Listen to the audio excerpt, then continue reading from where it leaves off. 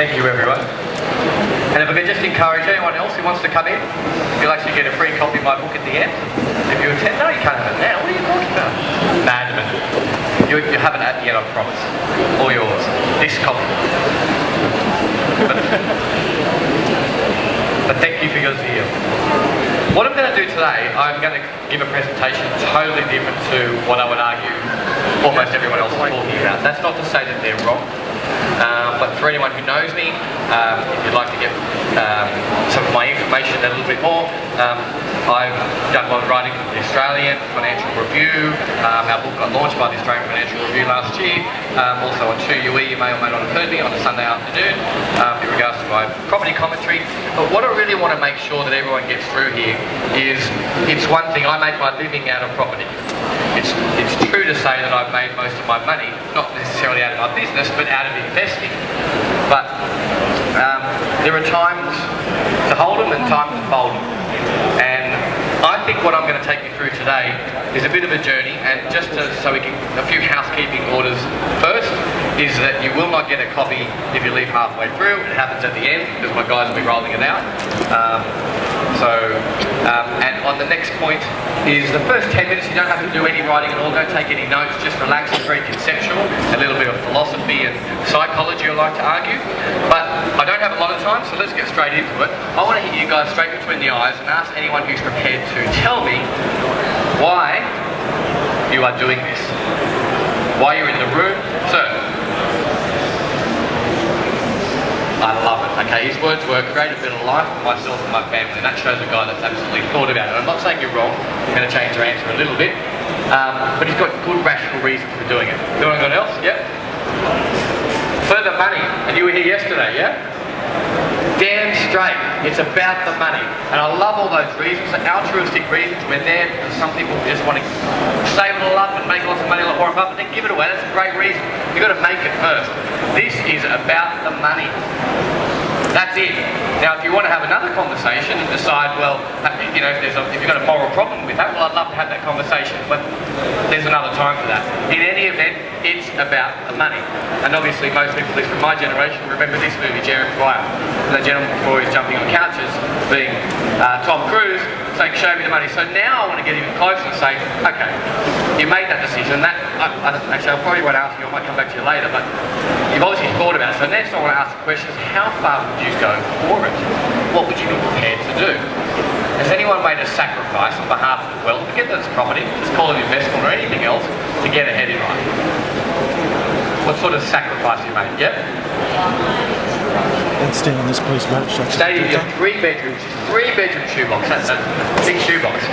But good on you. Having a red hot go. Yep? Live with the parents. Live with your parents. Okay, so good. I'll get I suppose a little bit, I guess a better answer today than I did yesterday. It seems like now that we're really not prepared to do anything to actually change anything about our lives. I can say one thing in my business. I used to have, as a buyer's agent, we've purchased over $2 billion of property over the years. Now, one thing, I used to have a Chinese buyer's agent in my office a few years ago. Great gentleman, very successful, brought a lot of business in for my business, and obviously took care of himself as well. Now, he did the right thing by himself and started his own Chinese buyer's agency, and has done very well, and I don't begrudge him that. But my point is, a great story behind it is that to get where he was, and if there's any people of Asian descent in the room, this might be a familiar story to you, is that this gentleman, he came over to Australia with his wife and left their son in China. And I was gobsmacked. That's amazing. And he goes, that's normal. They come over and they make their wealth. So I'm going to push you a little bit harder. How prepared are you? How prepared are you? And the steps that you are prepared to take to achieve this wealth, you've really got to have a good look at those. And look, I'm 40 now, so I'm a little bit beyond it, but I'm still not immune to the Gen Ys coming in my office, and they're almost prepared to do nothing for it. Now, this is not a macroeconomics lesson, but there are some storms on the horizon you guys need to keep an eye out for. And I think Gen Y really has to scratch their head, and if you're in this room, it's a good start. So, let's just have a little bit of a shits and giggles for a second. Anyone prepared to stand up on the chair? There you go. You want to stand up? There you go. Stand up on your chair and go, show me the money! Show me the money, Gavin! Show me the money! Wow! Did you know I was going to give you $50 to do that? You did? Because you beat me to the punch, you just stood up that quickly. But my point is this. Give him a clap. up, guys. And he didn't even know he was going to get 50 bucks for doing it because he beat you to it, but good on him. And I'll say this because, look, that was a really cheesy way of showing you that confidence enters the room one person at a time. And it was probably a hard thing for him to do. But now you know the cat's out of the bag. Maybe there's 50 bucks in it for you. Who's next? See? Do you see? Isn't it interesting? Okay? We're staying broad at the moment. Trust me, we'll get down to it soon. But panic leaves all at once. I couldn't pick the right photo for this, so clearly it's a mosh pit. People are actually having a lot of fun, but you get my point. Okay? And I'm going to draw a straight line pretty much to property where we are now. Now, I've had some comments over the last couple of days, and I usually present this with all due respect to a different type of audience. But some people say, why are you talking about tulips? Why are you talking about some other things? And I'd say to you, just hear me out. Listen, there's a bit of mathematics at the end too, but for God's sake, if you guys want to get ahead in life, just take 2 minutes out of your life and grab a calculator and you get your head around it. This quick story will blow your mind. And if you think it's got nothing to do with property, you are wrong. It's got everything to do with it. Does anyone know what this flower is up here? I think I gave it away. The tulip. The tulip. It's actually called a Semper Augustus. And I won't deny it's an amazingly beautiful flower. Amazingly beautiful flower. But what I'm about to tell you is a story that when I explain how it happened and where it happened, and also the ramifications of it, it does still spell out like modern, almost like a modern day playing itself out over again as well. In 1630, some poor soldier in Amsterdam paid 3,000 guilders for one Semper Augustus. Do you know what a guilder was? Does anyone know what a guilder was? Previous Dutch currency. Do you know what the value of it was? I got no idea either. But that doesn't matter. I'll tell you why. Because 3 months after that, a Rembrandt painting sold for 1,500 guilders. Half that. And Rembrandt's not one of these dudes that was popular when he died. He was popular when it was all going on. So there's the general currency of the guilder. But thank you for your question. Third, 1633. A guy swapped his house for 3 tulip bulbs. 3 tulip bulbs. 1634 to 1637, the price of this new currency, it became its own sort of deviant currency, went up by 300%. 300%. 1637, and the way it was traded at that time was people would go to an auction. So I suppose you could imagine a fish market auction. And one buyer didn't turn up. Just whether that was by accidental or intentional, no one wants to know. Didn't turn up to the auction. Something happened. There was an excess supply. The market crashed, and it absolutely crashed. And don't forget, people are swapping after this. People are swapping houses for this. This became a currency.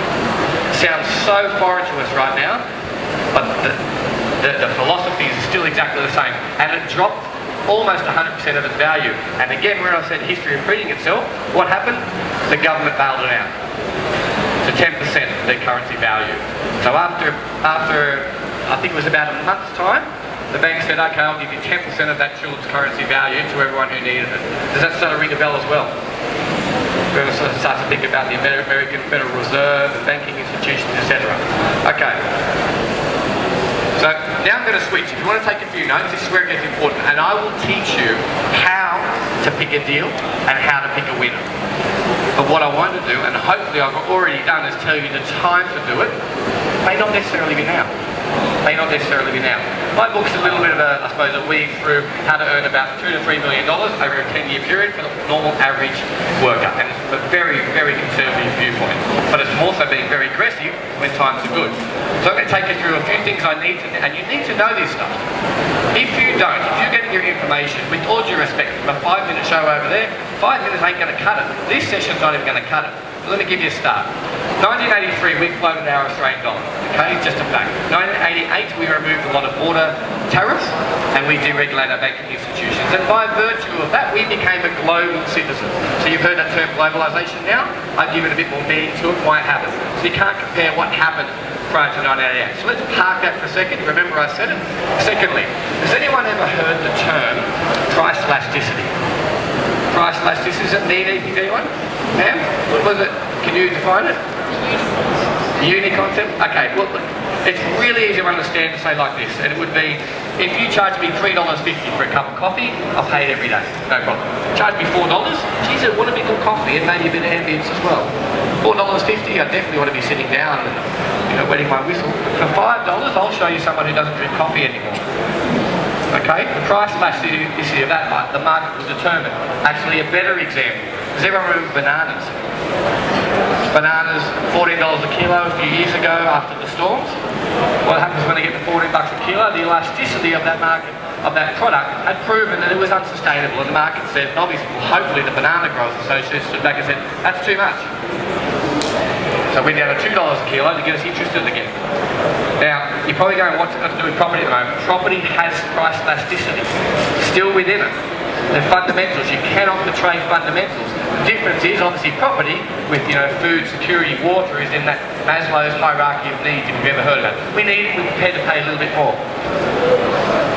Anyone, I think I might have said I'm 40, my parents certainly never let me forget about the times when they were paying 23% interest rates. Does anyone remember those times? Okay, but the cheeky buggers won't tell us they were only paying 60 grand for the house. And that can be exactly the same as someone paying 5% and 782. Does everyone understand that general concept?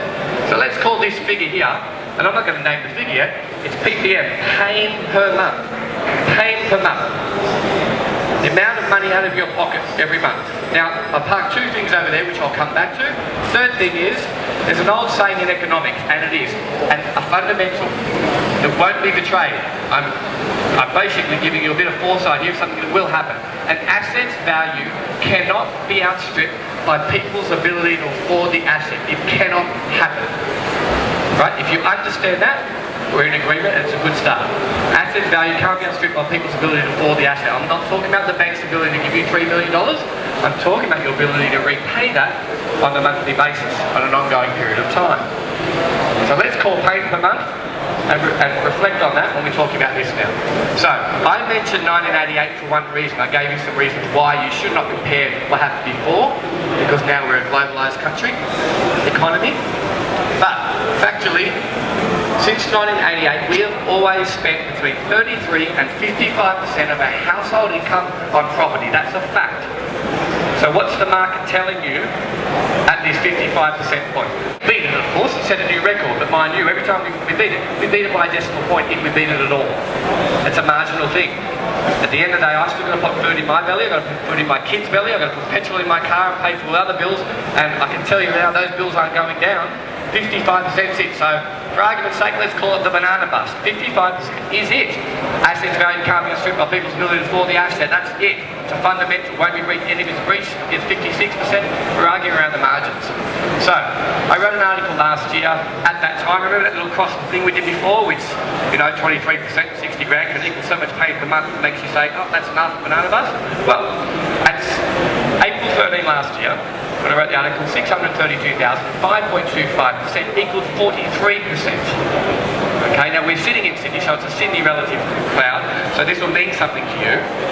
And that is, at those points, now, sorry, next slide, at 43%, that actually makes it very, very, very, very cheap for Sydney. Sydney tends not to get down here. You might have to live in Wagga Wagga to live at this end of the spectrum, or buy in Wagga Wagga. Not that I'm recommending it. Okay, so here we are at pretty much the band that Sydney lives within and being very cheap for Sydney. So what I'm going to do as an exercise is show you right now elasticity, and I've been doing this for 15 years and I've studied markets for a lot longer since then than prior to that rather. These things haven't changed. So let's look at the last time, that might be a bit grainy, that says 2010. The last time we had our banana bust, let's call it, 2010, at 652,000 and 7% interest rates. That's when the market says we're out, we can't afford any more. Now it's great, hindsight's a wonderful thing. People like myself study those and say, well, what happens after that? After $40 a kilo, the Banana Growers Association hopefully knows never to make that same mistake again. They can moderate that somewhat. We had a bit of a mutual response to that. You can see in red, we dropped by about 3% to 632. So it was a little drop, and I'd call it a soft landing. We also go scratch your head and go, why was it a soft landing? Has anyone got an answer for that? Because it's sitting in there in one of those figures. It's got a 7 in front of it, a percentage sign at the end. Yeah, and what did we do since 2010? We dropped our interest rates, which, if you can imagine, made it easier. So it made, but if they took the interest rates the other way, there was much more pain on the horizon. So, quick mathematics. Difference between 43 and 55 is 12%, I agree with you. But the difference is a growth figure. So what I'm saying, really simply, we can have the mathematics lesson afterwards, is 55 is 27.98% higher than 43. You can agree with me, or at least accept it, because it's mathematically true. So what I'm going to do is increase the price, 632, and increase it by 27.98%. And it equals 808,000. 808. So what I'm saying to you, it's not just plausible that Australian average, Sydney average house price will reach 808. It's almost academic. Almost academic. I put an asterisk on there for a few reasons. Firstly, it hasn't happened yet. Secondly, don't forget, when I wrote the article, it was 5.25%, we dropped our interest rates. So there is definitely a bias towards it being a little bit higher than 808. But I'm a conservative at heart, and I'd like to say, well, let's not argue around the margins. But at 808, an interest rate 5.25%, I think it's about $40 a month. So we are talking around the margins anyway. So let's leave the asterisk there and say 808 is pretty much our hypothetical figure, almost factual if history plays out itself. Now, and if you want to give it a bias and say 810, 812, I'm going to call it 810 for the argument of this exercise. So my only fear is, if I can say this in one sentence you can understand it, average house prices right now are 782. That's what they are in Sydney. Okay, most of that I would argue, we have a bit of Q&A at the end, most of that I would argue is coming from the ripple effect. The ripple effect, obviously, the good suburbs pick up first, and then we get out, obviously, there's a few people with some suburbs here, which sort of suggest their suburbs are going up now, and they're picking up the average as well. But let's remember last time we took a 3% drop, when we hit that banana point, a banana bust. If anyone doesn't remember, 2002, 2004, we had a property boom as well. Property came off by a good 10% at the end of that. You take 10% of 810, what do we got? 730. We're already at 782. So if you were asking me a question for past fair value, I think you know my answer. And that, unfortunately, for a lot of people around here, and certainly some of the vendors, that doesn't make the answer that people want to hear. I'd like to think it's a factual answer. Now, it's not to say there's not hope. Okay, because there's also people around that are trying to work out the portfolio. When do I sell? You might have some rubbish properties, rubbish portfolio. That doesn't matter. Everyone makes mistakes. I have made mistakes. But take an opportunity like this to understand that rising tides do lift all boats. And you can start to say, okay, I'm going to make some money out of this, and at least count my losses, and then move on and build a better portfolio. So, there's probably just one thing I forgot, which, because it would be unfair of me to be all pessimistic and not give you a punchline to this, is there is opportunity, and I'll mention a few. One's premium property, because things move in different ways. I'll only put it out there right now and say premium property is a little bit different from the averages, because they're not born out of the same circumstances. Some of the same circumstances, that's one opportunity. The other one, I didn't mention, which is staring us in the face right now, I know my company and myself, we bought 71 properties in Brisbane this year. And you've already probably heard that. This is research I did. Obviously I churned this out over a year ago, so I'm not Nostradamus, but obviously I buy from a lot of private equity and what I would argue smart money.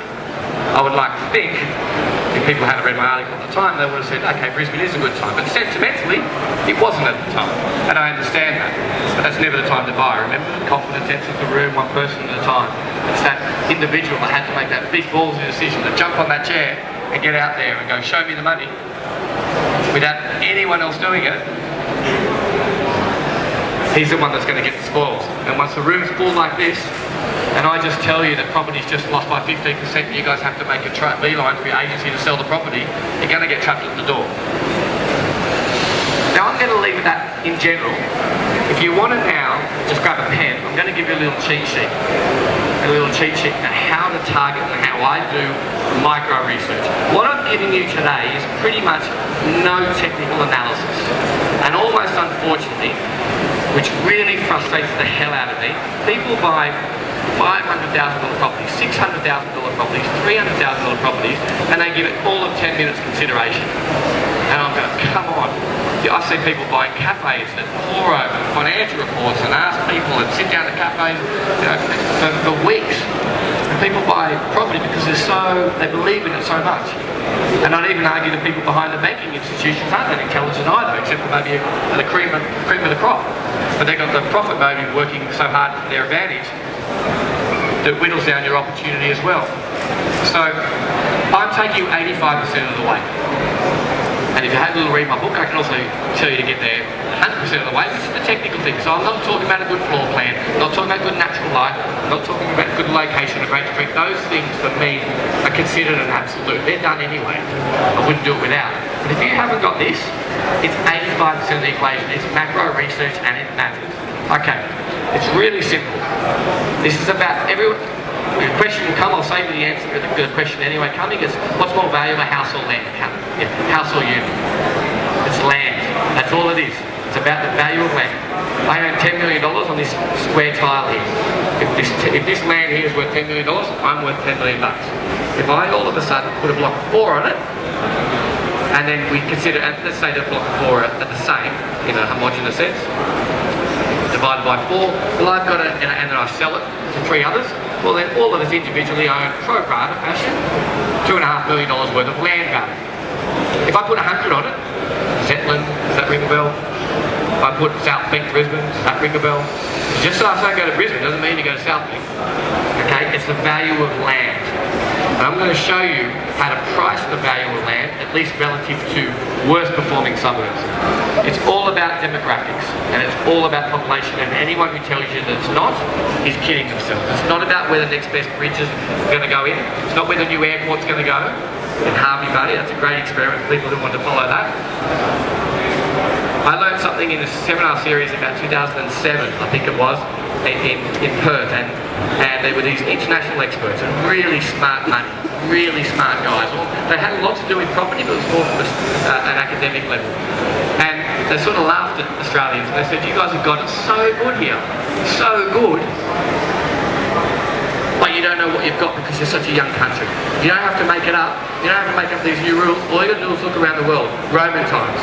And I'm not trying to be politically incorrect here, it's just how it happens. The gentry live up here on the hill. That's where they lived. They might have had 100 plots between them and they weren't sharing it with anyone. Does this ring a bell? People live in Boston, Wallara, ring a bell? Bimbies? And the plebs, they're out there. Chop up the land, give it up, doesn't matter. That brings the value of land down. It's a fact. And if you want to check your research, you don't have to go any further than go do a research on Tokyo, Beijing, Istanbul, London. This has been going out the world all over and will play itself out the world over. Why we're getting used to it now in Australia? Because we've just hit the saturation point where it's meaning something. We're actually starting to study it in Sydney and Melbourne. So here's how we do it. Between 2006 and 2011, that's our last census data, Australian population grew by 8.34%. Okay? So let's, for instance, pick the suburbs of, these aren't suburbs rather, these are LGAs, which means local government areas, which includes a few suburbs in it. The growth of Waverley, which includes Bondi Junction, as an example, featured at 3.94%. So that grew massively below the index. And I will tell you now, not ask you, and there's not a debate, this is a fact. People can't get their head around it, the thing is the other way. Land goes up more as compared to others in those areas than it does when they're bringing down the value of land. Challenge that with Mossman. Now Mossman's even lower than that, 3.82%. Then you got Parramatta. I went to school at Parramatta, I grew up in Guildford, I'm a western suburbs boy, I've got nothing against it. Okay, the fact that I live in Mossman now is my own decision. I like to think, you know, the reward for many years of hard work. But either way, in any event, doesn't mean I didn't love living out there. It's got nothing to do with your amenity. It's about the money. That's it. Take your emotion out of it. 12.5%, Blacktown 10.8%. These will grow below the line. And it's why, historically, now and forever, in 10 years' time, the suburbs that feature in the red index will always feature below the ones in the green index, unless something changes. Okay, and that's your job. So we're starting from a really broad macro to get a little bit narrow here, but I still say we're in a macro sense. You read the council things, and when people say infrastructure's going in, it's the first tidbit that people love to come out and go, hotspot, I've got it. new infrastructure's coming in northwest Sydney, put a train line, everything. All I want to know, usually that to me goes, oh God, the value of land's going down. Great example of Clara up to Hornsby, the corridor there. They put another 14,000 homes. It's brought the value down. If you want to challenge it in the marketplace, go and test it. This is really boring stuff, but it's factually correct. And it might challenge a few of you as well. Now moving on from that, we're almost ready. I'll just leave with that, just have a little think about when you think you should be getting in and out of the market. I forgot to mention, if you remember that little chart before, the barbell chart with 33 and 55, at the time of writing that April 13 last year, Brisbane was 28% on that index. Okay? And that was a sentimental thing that made that happen. It had nothing to do with fundamentals. I don't know whether the market's going to turn on a Tuesday or a Wednesday. I can't tell you that. But I can tell you that fundamentals are fundamentals, and they are fact, and means will always revert to that. Okay, but Brisbane at 28%, Sydney at 782, Melbourne 695, getting towards 700. Brisbane being Australia's third largest city, yet 6 on the price index at 460. My point is this. Everyone comes asking me, they go, oh, should I buy in Bowen? Should I buy in Wagga Wagga? Should I buy in here? I go, you know what? When first is so far ahead of second, third, fourth, fifth, sixth, seventh, why have you been asking me that question? Right? It's so far ahead. And obviously there are alternatives to that, for people who want to do a bit of trading, Gold Coast, etc. But make sure you stick to the numbers. Now, do you have any questions? Any questions? Did I hose them down already? The people about to usually say, oh, what do you think of this and what do you think of that? Any, yeah? Sorry. Yeah.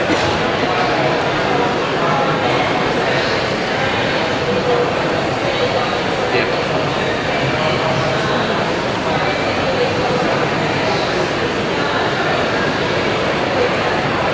Yeah, I didn't really understand your question that much, sorry.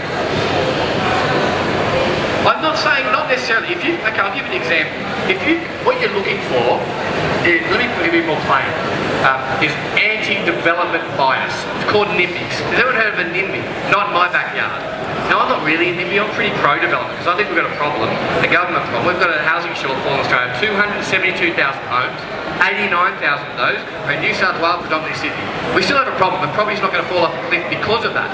That's a structural reform that needs to be made. And Queensland/Brisbane has 83,000 out of that problem. That's 75% borne by 2 cities. That's a fundamental problem. So what I'm saying is you're looking for NIMBY population, people which historically, don't punt it. Don't go, I think the people of, Kellyville don't really think that, I think you're taking like a punt. Historically, you go to the areas that people have always suggested to you that when you block of 8 units in there, I don't want those at all. It brings the land value down. But you don't need to do that necessarily by guessing. Follow trends. Look, follow what's always happened. And make your best guess going forward that those things won't change. And I certainly know the people, and you can call them wankers, because I do, a lot of them, certainly the people that I live around, being in Boston, they don't want people to move in. They don't want to share their territory with anyone else. It's been happening since the dawn of time, since Roman times. And trust me, these are fundamentals of investing will be the same in 2,000 years. They will not change. And it's actually very exciting now because, especially a city like Brisbane is getting so compressed. It's getting a situation now where obviously Sydney was 15, 20 years ago, where there is meaningful, the definition of capitalism is, efficient deployment of capital over a meaningful period of time. This is all we're talking about. If anyone invests in property in Australia right now, you will make money. I've got no problem with that. But with the definition being efficient deployment of capital over a meaningful period of time, if you put your money in property in 2002 and invested in property there to 2004, you're an excellent capitalist. Good for you. If you put your money in 2005 in property, do the maths. You suck. You're a pretty bad capitalist because it's pretty poor deployment of capital over that period of time. It went down and it went sideways for about 5-6 years. So there's also other things to put your money into as well. I'm not talking about that and I don't recommend that necessarily. I am a property guy. It is true to say that. But money is important as well. Look, it's a roundabout way of asking you a question, but usually when they bring, so if you put, say for instance, an area that there's no train line that goes out to Bondi. goes to Bondi Junction and terminates there. That was going in. I would not necessarily believe that then the council will then commensurately allow a lot more development around it. I think they would just put a train line through it. They wouldn't do it because its constituents don't want it. So your question is kind of not contradictory, but people that I'm after, they don't want development, and you know them. You don't have to like them. We're just rolling the dice. Yeah. Absolutely. DY on the northern beaches, yeah. Exactly. I mean, the only problem there, I suppose, yeah, you've got a lot of development that had got there, but I think it's got to a critical mass now. I think where most people are saying, shut the gates on the development. Absolutely, it's a good point. Yeah, DY, great example of something that, you know, has occurred over the last 10, 15 years. And, you know, if you picked it, you probably could have picked that 15, 20 years ago and thought you're on a winner. Until they, you know, obviously put up a lot more units. Any more questions over here? Yes, sir. Yes, of course they will. Absolutely. He's a smart man. Glenn Stevens said the prices won't always go up. He's factually correct. At fundamentals, an asset's value can't be outstripped by people's ability to afford the asset. We're already 782. We've got a hypothetical of 808, and that marginally is only coming out from obviously that ripple effect is really coming off now. That won't be betrayed. The answer is yes, it has to come down. I'm not. It is true that I have changed my mind on this over the last 12 months that I thought rates were going to be lower for not as long. I thought we would have been in a high interest rate environment already, but we do have to be have a look globally here, and that very local, domestic, decisions being made and facts and figures. They really need to look globally and understand that at this time we're like the best of a good bunch, the best of a bad bunch, I suppose. America, starting with America, has got some massive chronic debt problems, obviously, clearly, and then the currency wars are going on, and now we've obviously got that European thing going on where people are actually paying, charging you to put your money in the banks, at a bank level. That's going to have some impact on us. And I'd suggest now we are here lower for longer. But that's not necessarily the reason to say you can't get to 808, use that figure, and stay there for quite a while. There will always be the idiots. There will always be morons that will go, remember the tulips, and spend too much. They might take that 808 to 830. They may take it to 820, but they're not doing it because of affordability, remember. It's got nothing to do with affordability. That's sentiment, mad sentiment. Okay, just like the person, and nothing against taxi drivers, but a great example, we know about the guy in New York that had 7 properties before the GFC. He couldn't actually afford them. We know he couldn't afford them. How he could make it work, the banks were complicit in this as well, is they were just speculating in the prices going up. And by the price going up, he re-borrowed, took his money out, and re-borrowed to get the other one. And as long as the property was going up, he could always do that and try and beat the market. But eventually it caught up with him because an asset's value couldn't be outstripped by people's ability to afford the asset. And when things got to a certain stage, they had to cool that economy and the rates went up. Those things are inevitable. That's a big yes from me. And I think you guys need to keep your eyes on that. And also read the minutes. I think just looking at the headline rate every month and going, great, I'm good for another 30 days, that's a really, really narrow view of things. But my guess might change too, so don't walk away for 12 months if I think it's going to be low. So I think we are lower for longer, but it's still not going to defy fundamentals. So.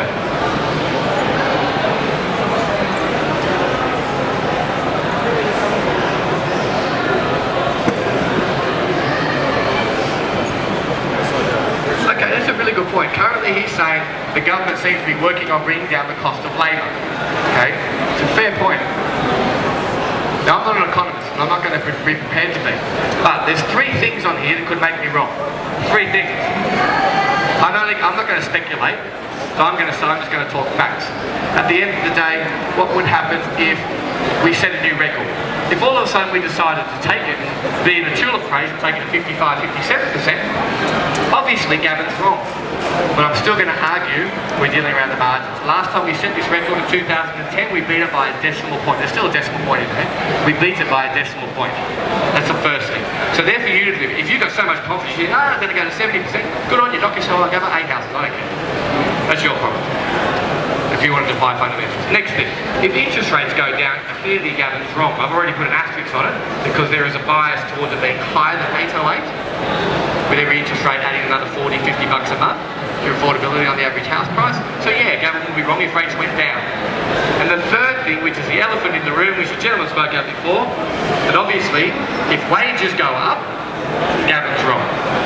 because it's all tied to household affordability. Our assets value can't be outstripped by people's ability to afford the assets. If wages go up by 20%, clearly affordability goes up. But do you think now's a good time to go to your boss and ask for a pay rise? Probably not that kind of market. Medium term to long term, I think it is, which might somewhat answer your question. We have an inflation problem. So here's another way to put it as well. I wouldn't want to be caught in 5 to 10 years without a good fixed asset. And I'm talking gold, silver, property. I wouldn't want to be caught with cash with my pants down when that time happens. And this is quite bizarre, I actually had, in 2009, I had people walking into my office, and they were people of the generation of the 1930s that got born out of the Great Depression. And the moment it crashed, I had no less than, it's probably about 6 or 7, but I can't remember the number, really old gentlemen and with their wives, or they were widowed at the time, and said, we want to buy a house because we're taking our money out of the banks. Why? Because they fear the banks and they fear cash and they fear inflation. So inflation will be a problem. Right? You don't have to be an economist to pick that in the society we're printing money at this point in time, but right now is not the best time, I'd say, to ask your boss for a raise, insofar as I don't think it's a wage inflationary environment. But those 3 things I could be wrong on, that's not for me to make your decision. If you're cocky on 1, 2 and 3 of those things, knock yourself out, buy Australia up. So my only point is buy wise and buy quality, not quantity. I know that there's some vendors out there trying to get you buy 64 properties, and trust me, I tried it. My biggest mistakes, but also for me, I think, a looking glass into the future about everything that I would make sure I never did. Make sure that I would never do as a buyer's agent to recommend to other people, put themselves in that kind of pain.